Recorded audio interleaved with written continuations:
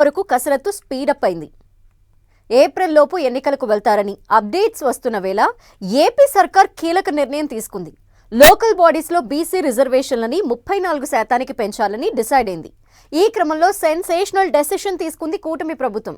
BC quota పెంపు సాధ్యాసాధ్యాలు, న్యాయ సమస్యల అధ్యయనానికి కమిషన్ వేసింది సర్కార్. బీసీ కోటా ఇంప్లిమెంట్ చేసే ఎన్నికలకు వెళ్తారా? రిజర్వేషన్ల పెంపు సాధ్యమేనా?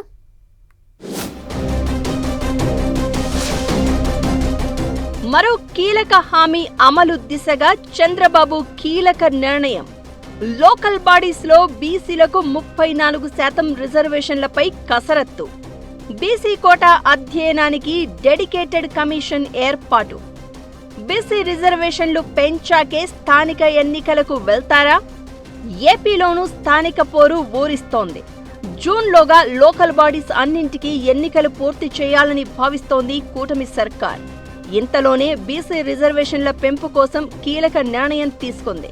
సర్పంచ్, వార్డు మెంబర్లు, ఎంపీటీసీ, జెడ్పీటీసీ, జెడ్పీ చైర్మన్ల సీట్లలో బీసీ రిజర్వేషన్లను పెంచాలని అనుకుంటుంది.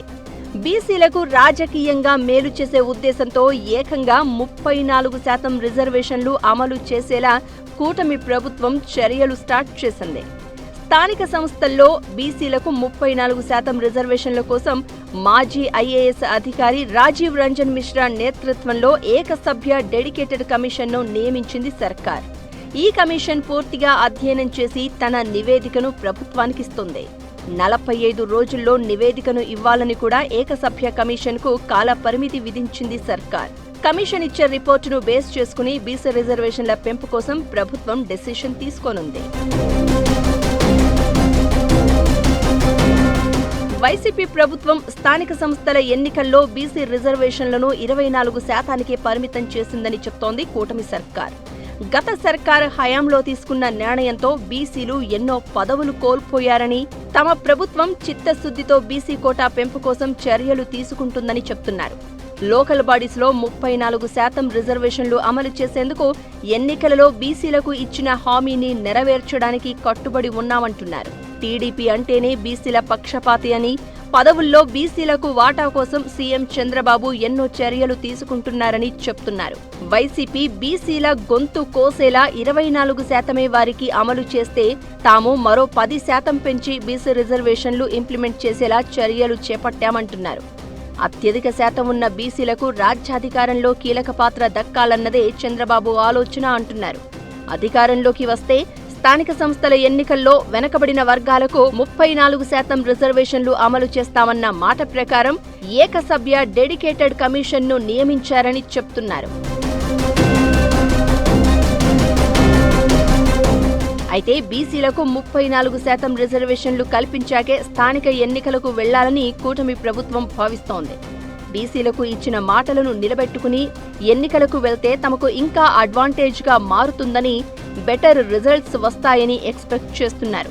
స్థానిక ఎన్నికల్లో ఎలాగో అధికార పార్టీకి అనుకూలంగా ఫలితాలు వస్తూ ఉంటాయి. బీసీ రిజర్వేషన్ల పెంపు అంశం ట్రంప్ కార్డుగా వాడుకునేందుకు ప్లాన్ చేస్తోంది ప్రభుత్వం. అయితే రిజర్వేషన్లు పెంపు హామీకి కూటమి సర్కారు కట్టుబడి ఉన్నప్పటికీ సుప్రీంకోర్టు నిబంధనలు అడ్డుగా మారే అవకాశం ఉంది అన్న టాక్ వినిపిస్తోంది. ఎస్సీ, ఎస్టీ, ఓబీసీలతో కలిపి మొత్తం రిజర్వేషన్లు 50%కి మించరాదని గతంలో అత్యున్నత న్యాయస్థానం ఇచ్చిన తీర్పే బీసీ రిజర్వేషన్ల పెంపునకు సమస్యలు తెచ్చిపెడుతోంది. ఏపీలో ఇప్పటికే బీసీలకు 24% రిజర్వేషన్ అమలవుతోంది. దీనిని 34%కి పెంచితే మొత్తం రిజర్వేషన్లు 60%కి చేరి సుప్రీంకోర్టు పెట్టిన కోటా దాటిపోనుంది.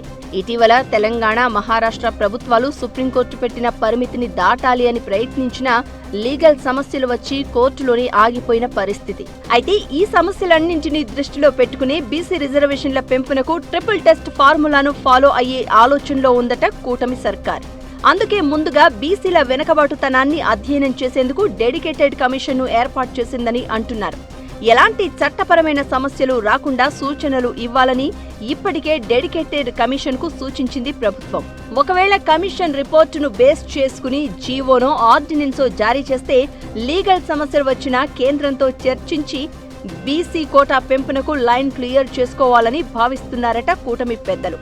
ఒకవేళ చట్టపరంగా రిజర్వేషన్ల పెంపునకు సమస్యలు వస్తే పార్టీ పరంగా బీసీలకు అధిక సీట్లు కేటాయించే యోచనలో కూడా ఉన్నారట.